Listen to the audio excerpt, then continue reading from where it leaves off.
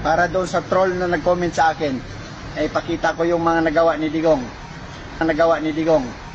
Pagkatapos kong sabihin to, magpakilala ka sa akin at ipapalamon ko ito sa iyo.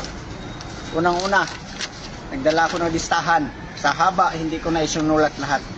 Unang-una, pinalibing yung amo, ng ama ng amo ninyo sa libingan ng mga bayani.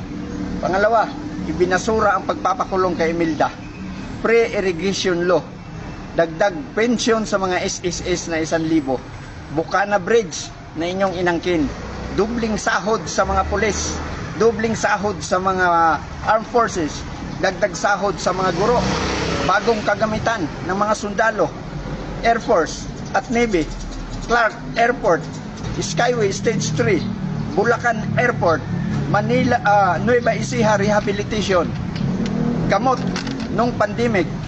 10 years validity ng driver's license, 10 years validity ng passport, 10 years validity ng seaman's book.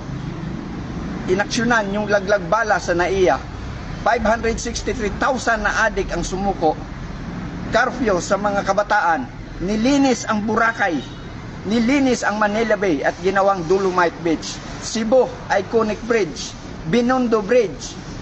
Bagong tren ng MRT at LRT. Pinabayad si Lucio Tan ng 7.28 billion. Ngayon, tapos na ako.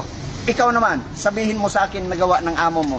Or magpakita ka sa akin, lulunukin mo ito. Huwag kang gamol.